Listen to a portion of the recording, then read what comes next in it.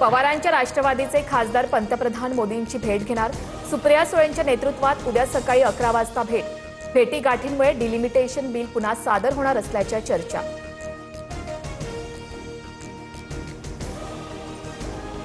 Delimitation विरोधात आमचे 8 खासदार मतदान करतील।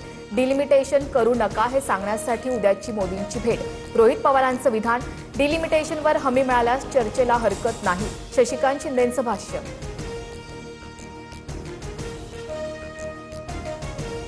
मोदी शहांच्या दरबारात वारंवार कशासाठी? पवारांचे खासदार आणि मोदी भेटीवरून विजय वडेट्टीवारांचा सवाल।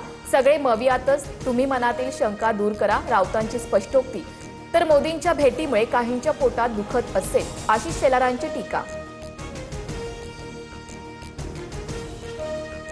समाज बांधवांसाठी कोणत्याही स्तरावर जायला तयार, जीवघेणे उपोषण करू शकतो, तर कुणाचा जीव घ्यायला मागे पुढे बघणार नाही, जरांगेंचा इशारा। तर चर्चेतून मार्ग काढणार, मंत्री उदय सामंतांचं आश्वासन।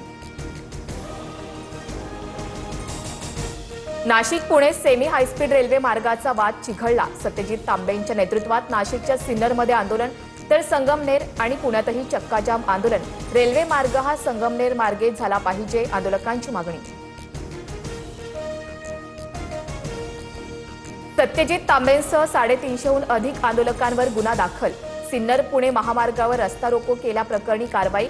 नाशिक पुणे रेल्वे मार्ग जुन्याच आराखड्यानुसार करण्याच्या मागणीसाठी आंदोलन।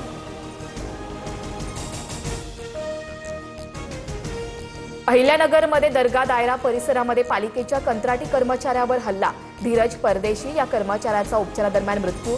शहरात तणावाची स्थिती, आतापर्यंत 5 जणांना अटक।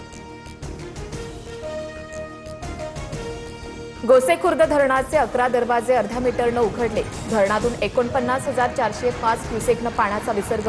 वैनगंगा नदीकाठच्या गावांना सतर्कतेचा इशारा।